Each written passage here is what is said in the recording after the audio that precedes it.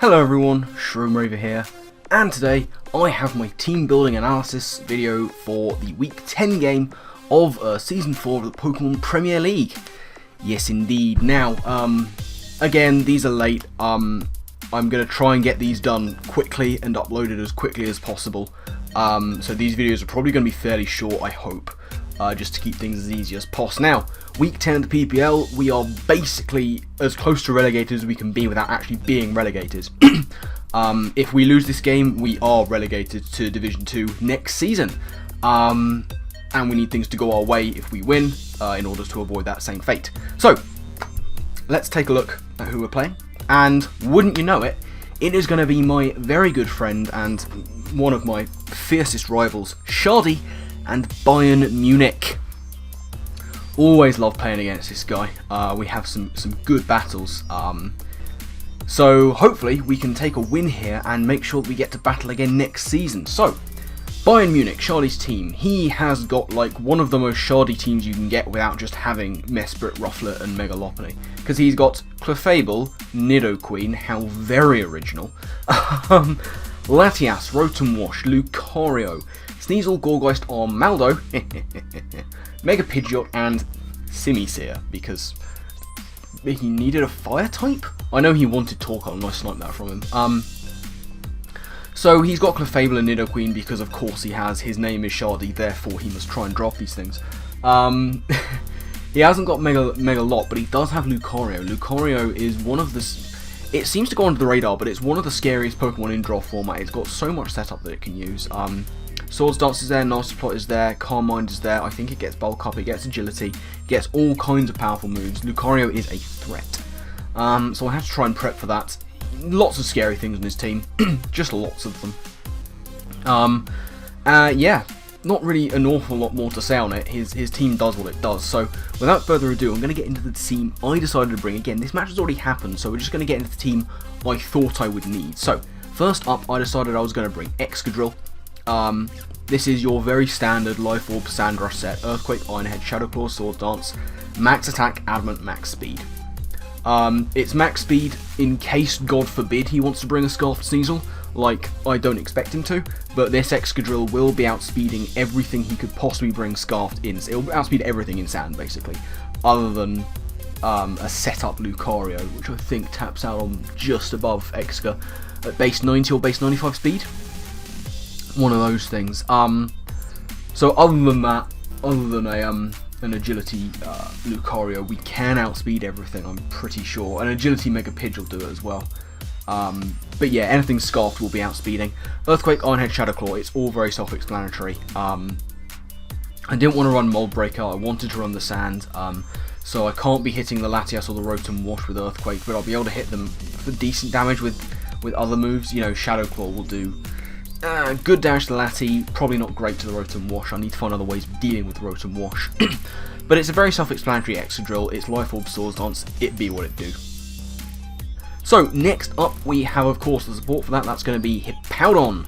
Yachi Berry Hippowdon here. Just because Ice Offense is something you can bring a fair amount of. You've got Ice Beam on a few things there. Many things get Ice Beam. Obviously, Sneasel's a threat. Lucario can have Ice Punch, and will probably be one of his better ways of trying to deal consistent damage to Hippowdon without getting drops from the likes of Close Combat if he decides to bring a physical one. He could, of course, bring a special one.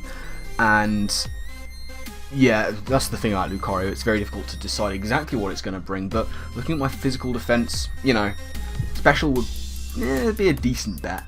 But yeah, if he's special, I can hopefully take any one hit if he's not set up. But Earthquake, Toxic, Stealth Rock, Slack Off, very standard Hippowdon once again.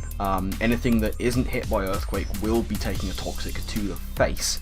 That is basically most of it. Mega Pidge, Gorgeist, Rotom Wash, Latias. These things will take Toxics. And yeah, get up the rocks, and Hippowdon will do what Hippowdon does. Again, not a huge amount to say on it. Then we have Spiritomb. Spiritomb here, a bit more of an interesting one. Physically defensive Spiritomb with leftovers, Infiltrator, Dark Pulse, Toxic, Willow, Memento.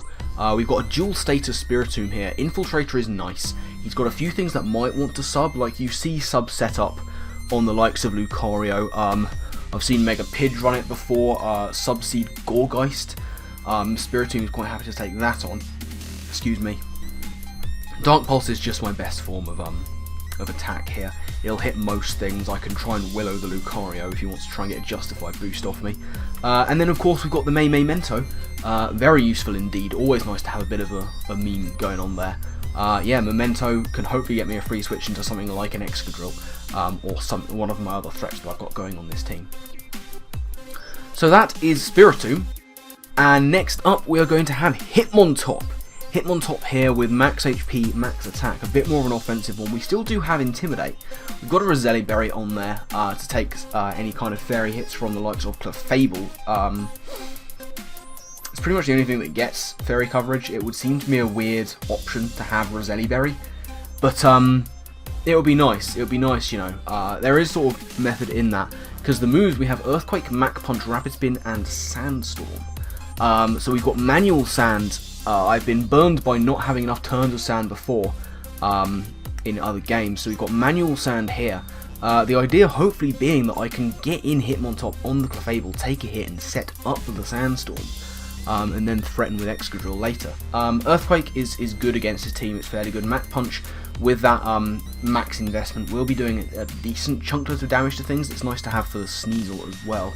And to try and pick off damage on the Lucario, who won't be able to take me out with any of its priority. I am of course completely walled out by by Gorgeist, but hopefully I can predict switches and try and get advantages in that way, because it's basically the only way I'm going to do it. So, fifth member of the team, that is going to be Greninja. Expert Belt Tongue Fu the Greninja here. We've got Scald, Dark Pulse, Power Up Punch, and Gunk Shot. 52 in attack, max special attack, 204 speed with a hasty nature. Those 52 in attack is just what's left over from me speed creeping everything I need to. I'll outspeed everything that is unboosted on his team. I think even including the Sneasel. I think Sneasel hits 115, which is why I'm maxed out Adamant on Excadrill, because Excadrill Adamant outspeeds base 116s, so anything below Whimsicott. So yeah, I think that's where I'm creeping with Greninja. Expert Belt is nice, you know, water, dark, fighting, and poison will hit the majority of his things for super effective damage. Yeah, nice mix set. It's nice to have the Gunk Shot for the Clefable if he is not unaware, although I am fully anticipating unaware Clefable, because I have a lot of setup on my team that I can go with. But if he isn't unaware, then I can get Power Up Punches and try and Gunk Shot it to death. Greninja can do a decent job here, and I'm hoping that it will be able to pick up a couple more kills to add to its list already. So, final member of the team is going to be Meloetta. Yes, Meloetta, with max special attack, max speed. We're going with a timid, speedy Assault Vest Meloetta here. Hyper Voice, Psychic, Shadow Ball, and Charge Beam. It's a set I've loved using, but it's a bit speedier than usual. I think I tie with the Lucario with this. I certainly outspeed the Rotom Wash if it's not choiced. Scarf, I mean. Yeah, Hyper Voice is very standard. You know, he has one immunity in the form of Gorgeist and one resist in the form of Lucario, but Lucario is taking big damage from Psychic anyway. Shadow Ball is good for the Gorgeist. So basically I hit everything I need to with those three, so Charge Beam is basically just there to try and get some boosts, and hopefully do some big damage to the members of his team. So yeah, that's pretty much it. As I say, I'm trying to keep it short because I don't want to be going into massive detail on these. It's overrunning time as it is. Now, before going into this game, the kind of things I expected to see on Shardy's team, like the Nidoqueen was the first thing I expected he'd bring. The Rotom Wash almost certainly, Lucario very much so. I figured him to want to bring the Gorgeist to this one too. Others I wasn't sure of, like I was thinking definitely not the Simisear. But I thought he'd want to bring some form of hazard removal. You know, he's got a potential Sneasel and Simisear and Mega Pidge. I suspected maybe would he want to bring the Latias for defogging. His other options are Defog Mega Pidge, which I didn't really see him wanting to bring, and Rapid Spin Armaldo, which I think he'd be a bit reticent for. Like I can hit the Latias, but it's probably his best bet in terms of removal. And I suspected possibly, you know, the Clefable. Other than that, it seems to be something he leans on a fair amount. So yeah, Clefable, Nidoqueen, Latias, Rotom Wash, Lucario, and Gourgeist were the things I expected him to bring to this game. So that is pretty much going to be the team builder. Again, a short one, as short as I can keep them at this point. Battle hopefully going up tomorrow if I can get that recorded. Tomorrow should be Monday, I think. I'm recording this on Sunday. I think today I upload this one, like as soon as it's done. I'm hoping to get all this PPL stuff just done by Wednesday. Like, I'm so done with this season. Much as I love the PPL and everyone in it, I'm just so done with this season. It's just been a shit show. So I just want to get it done and out of the way with. And then I can focus on Sun and Moon stuff. I've already recorded some Showdown Live and I've loved it, so I'm hoping to get back into it, get the mojo back with that. But that's a story for another time. This one hopefully going up on Sunday. Battle hopefully tomorrow on Monday. Keep your eyes peeled for that. Shardy's links in the description. Make sure you check them out. He is one of my best friends on the YouTube, but don't tell him I said that because he'll never let me forget it. But do check out his channel. He's got some fantastic content. Some of it's a bit controversial on occasion, but the man knows what he's talking about. But I'm going to get out of here. I've rambled on far too long. So my final thank you to you all for watching, and I guess with that, I will see you next time. Laters.